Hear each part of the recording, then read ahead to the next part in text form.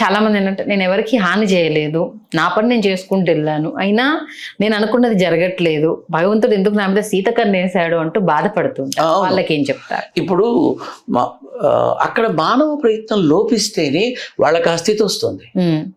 నేను బాగా చదివా నా క్లాస్ ఫస్ట్ రాలేదు అంటే, నేను ఇంత దేవుడి దండం పెట్టుకున్నా, ప్రదక్షిణలు చేశా, ఇన్ని పూజలు చేశా, నాకు మంచి మార్కులు రాలేదు అంటే, నీకు మంచి మార్కులు రావాలి అంటే నేను ఏ తప్పు చేయలేదు, నా మానవ ప్రయత్నాన్ని నేను చేసినా కూడా అనుకున్న పని జరగట్లేదు అన్నదాన్ని నేను అదే అంటున్నా. ఇప్పుడు నేను ఏ తప్పు చేయలేదు. నువ్వు తప్పు చేయకపోతే నువ్వు అనుకున్నది అవుతుంది. ఆ తప్పు ఎక్కడ జరిగింది అనేది నువ్వు అనలైజ్ చేసుకోవాలి. ఓకే, ఇప్పుడు నేనున్నానమ్మా, నాన్న నారజీవుడు అంటే చచ్చేంత ప్రాణం నాకు. నా నాన్నని నేను చూడాలి అని అనుకుంటా. నాన్న నువ్వు వచ్చి నాకు కనపడు అంటే వస్తాడా? ఏమా వస్తాడా? లేదు.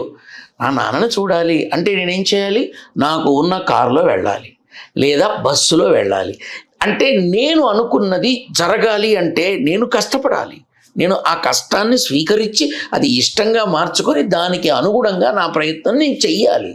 అంతేకాని నేను ఇక్కడ కూర్చొని నేనే తప్పు చేయలేదు, నాకు దేవుడు దర్శనం లేదంటే ఎంతవరకు ధర్మం?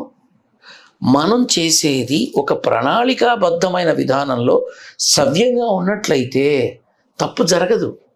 మనం తెలియక చేసిన పొరపాట్ల వల్ల ఇలా కొన్ని జరుగుతూ ఉంటాయి. దానికి పాపం భగవంతుడు ఎదురుగుండా ఉండడు, రాడు, తిట్టినా పడతాడు, అన్నా పడతాడు. పోనీలే పొద్దుకూకులున్నా నేను నమ్మాడు, ఏదో ఒకసారి తిడితే ఏమైంది లేరని మనల్ని అనుగ్రహిస్తాడు. కానీ కత్తి కట్టడం ఆ భగవంతుడు.